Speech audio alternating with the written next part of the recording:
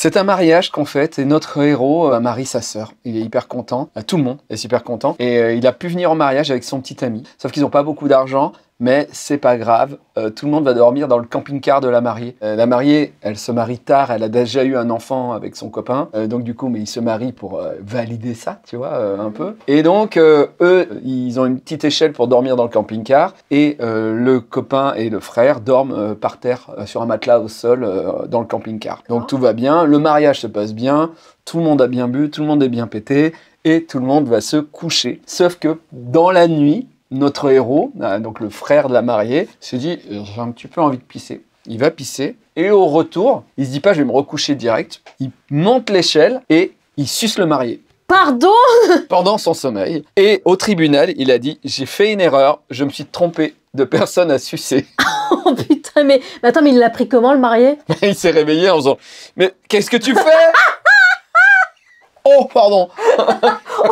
Il s'est pas rendu compte. Non. En fait, oui, ah oui, c'était en bas. Oui, pardon. Il s'est pas rendu compte qu'il y avait une différence de taille. Alors, son compagnon l'a quitté. Oh non. Et il a conscience d'avoir bousillé le mariage de sa sœur. Oh my god, mais non. Moi, j'aime bien, je me suis trompé. C'est vraiment. Non, mais surtout que tu dois monter une échelle pour y aller. Alors, mais faire ça dans un camping-car. C'est vrai que c'est le plus grave, finalement. Bah oui. Bah oui. Ça serait arrivé dans un Airbnb. Le bruit. Ça va.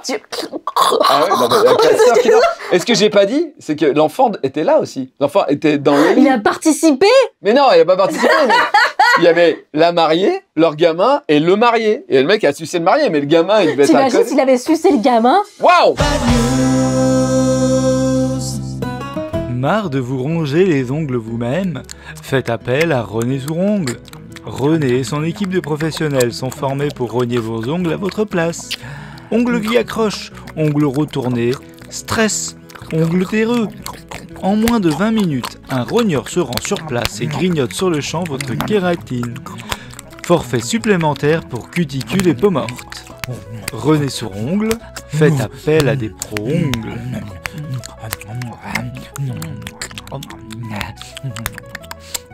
Merci beaucoup. Ariel, d'ailleurs, très spacieux ton camping-car. Bonjour, mesdames, messieurs, transgenres, sans genre, mauvais genre, badounettes, c'est Bagnews. Bagnews, c'est l'émission de l'autre actualité. On n'est pas là forcément pour rire, mais on est là pour faire un état des lieux d'humanité. Et croyez-moi, on est une belle brochette de cons. Je vous rappelle que Bagnews, c'est l'émission qui affirme ne pas vérifier ses sources. Et nos sources, c'est aussi vos sources. Envoyez vos bagnews à mabagnews@gmail.com et ça m'aide vraiment beaucoup à préparer les émissions.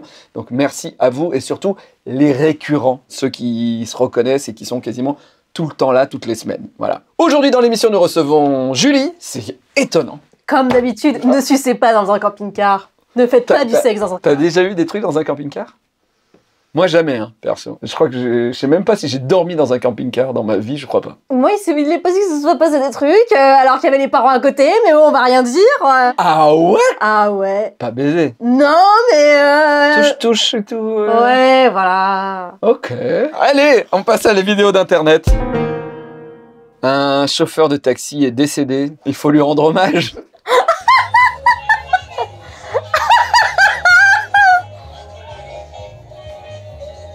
Il est mort. Oui. Non, attends, il est mort dans le... Ben, c'est son cercueil. Non, mais c'est qui, là, qui est... C'est lui, mort. Embaumé.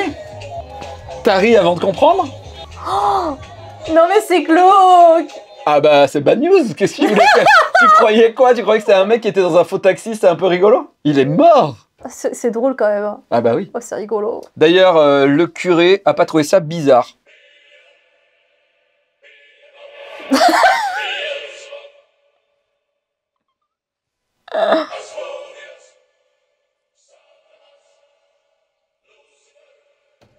Mon cauchemar, les Furbies. Bah là, Furby curé, C'est un Furby, Fury, curé, Fury. Ah, un Furibi.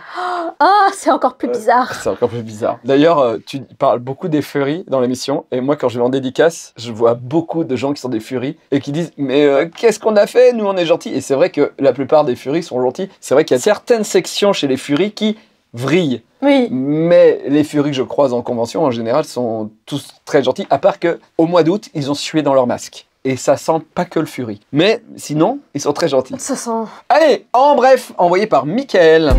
En bref. Alors c'est une bad news perso, et il nous dit que c'est pas sa bad news à lui, c'est une bad news d'une amie qui regarde bad news, et c'est lui qui l'envoie. J'ai modifié les prénoms, parce que c'est arrivé il y a quelques semaines, et donc il vaut mieux changer les prénoms, parce que tu vas voir que c'est pas hyper joyeux, tout en étant drôle. D'accord. Agnès, il a choisi ce prénom, donc je pense que par rapport à ma mère, je pense, mais bon, bref. Agnès, tout en continuant d'assurer son activité professionnelle, l'éducation de 3 enfants, s'occupe aussi à domicile de son mari Francis, qui lutte depuis 13 mois contre un cancer du pancréas. Cancer du pancréas, c'est vraiment pas ouf. Depuis une semaine, la santé de Francis s'est vraiment dégradée, et le samedi qui arrive, là, Agnès comprend que la fin est proche et que son mari va partir. Et en milieu de matinée, elle voit les difficultés, la souffrance qu'il a, il a du mal à respirer et tout. Elle appelle le numéro des urgences et elle demande que quelqu'un vienne à la maison pour le soulager parce qu'il a refusé d'être à l'hôpital pour les derniers jours. Au téléphone, la personne entend les symptômes et là il dit que « Ah bah c'est mal barré hein !» Bon déjà ça c'est pas ouf. « Ah mais il voulait mourir chez vous !» Bon bah je sais pas si on va vous envoyer quelqu'un. Oh le tact. Le tact pas ouf.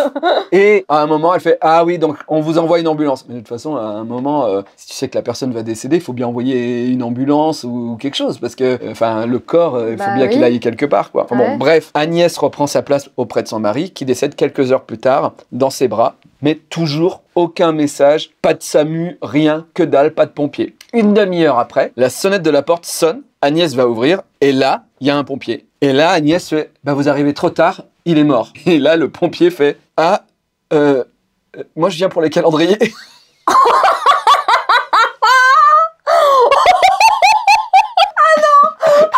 Et au final, Agnès est contente parce qu'elle lui a offert le calendrier. Il lui a dit « Bon bah c'est gratuit. » C'est la meilleure. Et il nous dit pour finir que vous inquiétez pas, Agnès est entourée et tout ira bien pour elle en tout cas et tout ça. Voilà. Belle bad news hein. Ah oui. Oh c'est drôle quand même. Je pense que le pompier s'est senti tellement mal. Et voilà. Vous en voulez un autre? Il y a des chiens et des chats si vous voulez. Oh mon dieu. Allez, en bref, par Christophe. Le cycliste Paul Vary a été tué par un SUV sur une piste cyclable à Paris il y a quelques mois. Et ça a beaucoup énervé l'artiste Too Late qui a décidé de protester contre les SUV qui roulent n'importe comment en ville. En ville. Et il a... Attends, c'est un artiste. C'est un artiste. Donc il a chié sur les SUV. Ah non. C'est un artiste. Oui. C'est un artiste et il chie, effectivement. Mais il a pas chié sur les SUV, mais il a fait un truc sur les SUV à Nice, dans les Alpes-Maritimes, en une journée. Il a dessiné des bites sur les SUV. Non, il aura collé des couilles. Sur 50 SUV, il a mis une paire de testicules. C'est très masculin, les SUV. Bah oui. Ouais. C'est vraiment un truc d'homme. De base, même, je veux dire, les mecs qui roulent vite sur la route, c'est un problème. C'est un truc de bonhomme, ouais. Ouais. Voilà, c'était pour dénoncer les comportements virils au volant, une des principales causes des accidents mortels, voilà, sur les routes. Et il appelait ça autoballs. À savoir que moi, j'ai arrêté de prendre Uber il y a 4 ans, je pense, un truc comme ça. À l'époque où ils avaient ouvert Uber à quasiment tout le monde. Un jour, il y a un Uber qui me prend à la Villette, je me rappelle très bien. Je rentre dans son Uber, je m'assois et peu à peu, je me rends compte que mon cul devient mouillé. Et je ne sais pas si quelqu'un avait vomi ou pissé dans sa voiture ou un truc comme ça. Mais en tout cas, j'ai eu le froc, mais jusqu'au caleçon mouillé quand je suis arrivé chez moi. Mais c'est pas pour ça que j'ai arrêté de prendre les Uber. C'est juste que le mec, je rentre dans son Uber, on fait, je te jure, 2 mètres, on part. Et là, il pile. Et j'ai fait comme ça, j'ai failli rentrer dans le fauteuil et tout. Il pile, il baisse sa fenêtre. Et là, il y avait 2 nanas sur le trottoir. Et il fait « Hé, les meufs !» Et je me suis dit, mais t'as un client, t'es pas avec un pote. Oh l'enfer. Les meufs ont pas répondu. Il a fait un truc genre salope. Et en partant, il me parle, il me fait ouais quand même, elles auraient pu au moins me répondre et tout. Et il attendait que je réponde à ça. T'as dit quoi? T'as réagi comment? Mais la prise d'otage, j'ai pas répondu. Parce que je me suis dit, le mec, si je lui dis qu'il a un comportement, il fait quoi? Il a ma carte bleue qui tourne et c'est imprévisible et tout. Par contre, il a eu 0 étoile. Et j'ai mis un commentaire après. Je pense même qu'il faut le signaler à Uber. Hein. Mais je pense que c'est pour ça que Uber a eu des soucis après, c'est qu'il prenait vraiment n'importe qui. J'ose même plus entendre tout ça non plus. Non. Je ne sais pas si vous vous souvenez, mais on avait prévu de faire la dernière émission de notre podcast Histoire d'en rire avec Eleanor, Benjamin et Ariel en live à Nice. J'ai eu un gros souci avec mon papa à ce moment-là et on a été obligé de tout annuler. Les choses se sont calmées et donc on a décidé pour lancer la saison 2 du podcast Histoire d'en rire, on va faire ce samedi, le 18 janvier à 20h30, en live sur Twitch et sur YouTube. Histoire d'en rire. Merci NordVPN. NordVPN nous a redonné un budget, donc nous allons faire une nouvelle saison du podcast. Rendez-vous ce samedi à 20h30 en live sur Twitch et YouTube pour Histoire d'en rire, où on va a priori bien rire. Le point rencontre, je vous rappelle que si vous abonnez sur YouTube et Patreon ou Tipeee pour 1 €, vous avez la bad news du mardi le lundi. Je serai en dédicace à Angoulême du 30 janvier au 2 février. Tu peux aussi rencontrer Thomas, il n'y a pas que moi qu'on peut rencontrer, avec son film Mourir en note Mourir, tu l'as loupé au cinéma. Eh ben, il vient dans un cinéma à côté de chez toi, enfin peut-être si tu habites Montpellier, Lille, Bordeaux ou Strasbourg. Les dates sont là. Et si vous achetez ma BD sur le site Comic Zone, avec mon lien affilié, je touche un peu plus d'argent, donc voilà, ça peut m'aider.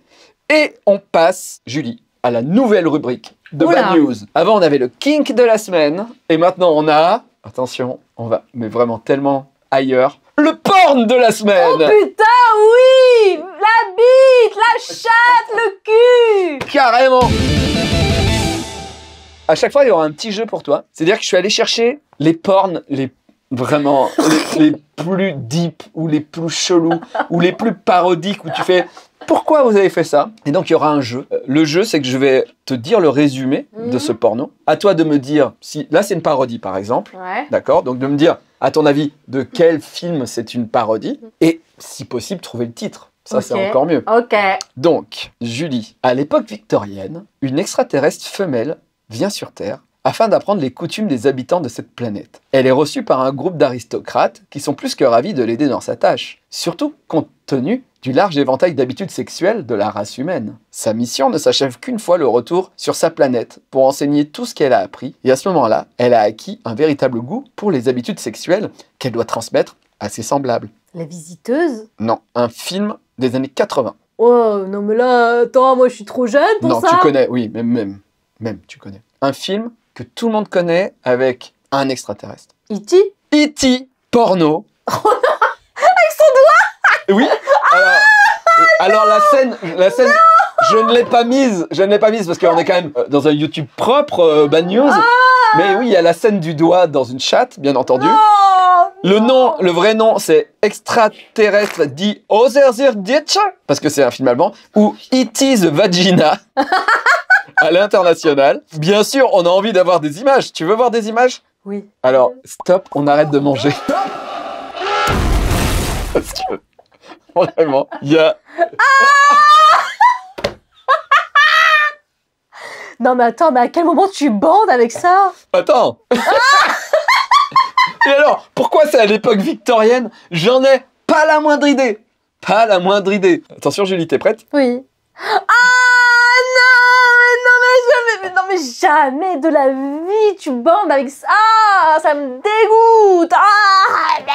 C'est un carambolage ce film, tu vois, c'est un truc genre... Voilà, c'était la nouvelle rubrique. J'aime bien. Ouais. Ah, j'aime bien, ouais. Bah tu vas voir, parce que là j'ai écrit donc 8 émissions, il y a du très lourd.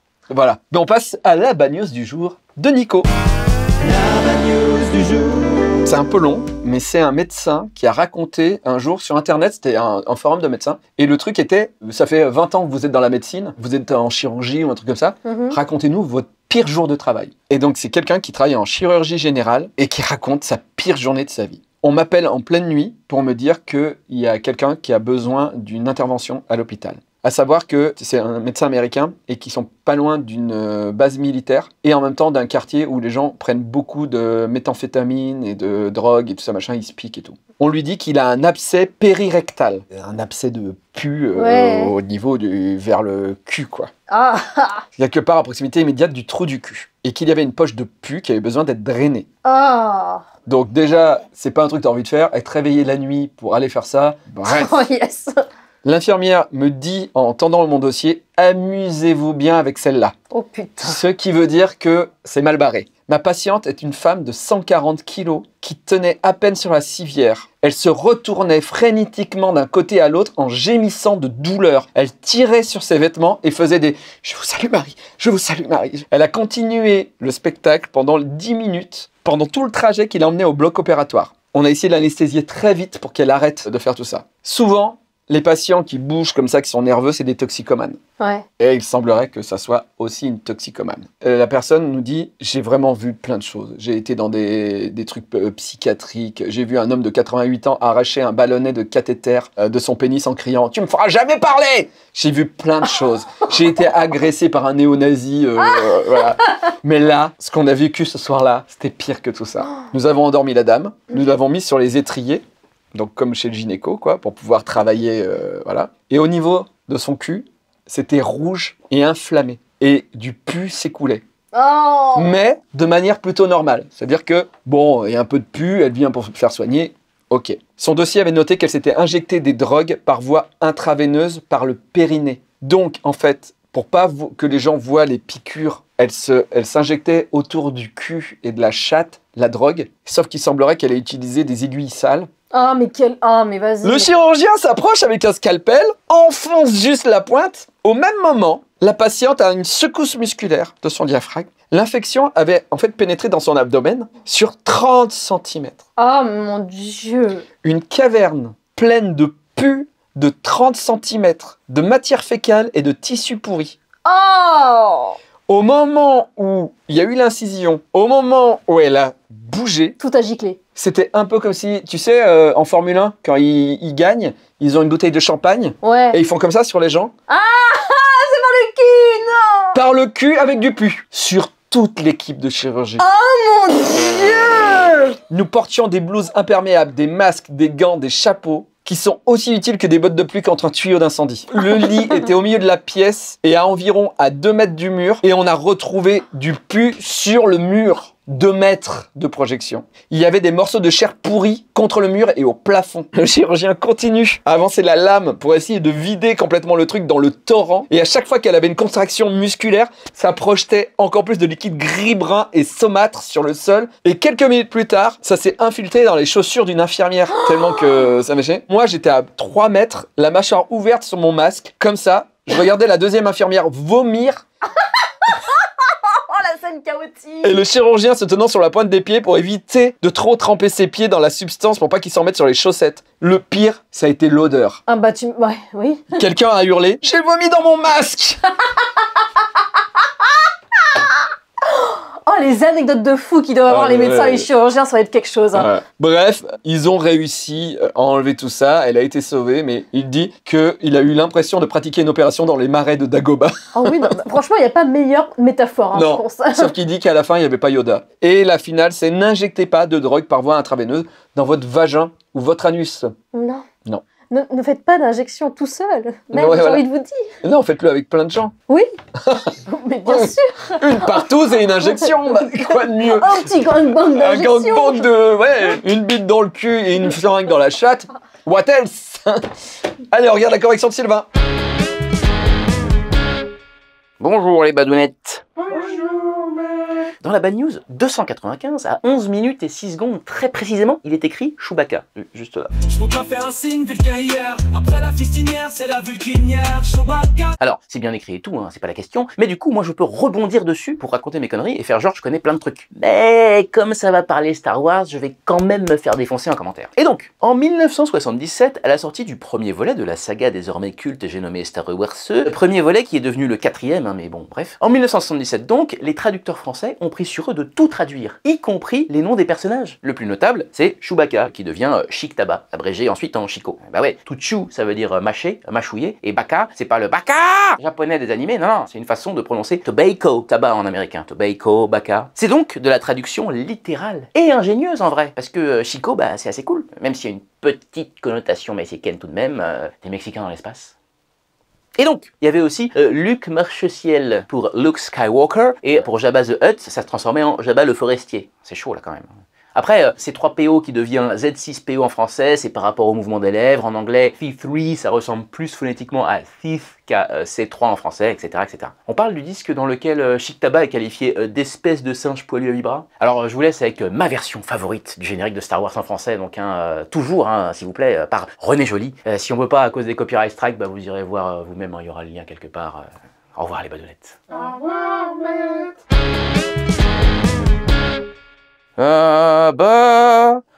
Dans les étoiles, les fusées crachent du sang vermeil. Merci beaucoup Sylvain, et bien sûr, ne faites pas d'injection dans votre cul, faites des gangbangs, pourquoi pas, mais protégez, bien entendu. Oui. Merci Julie, on te retrouve sur YouTube, sur Instagram aussi. Sur Instagram, YouTube. Voilà.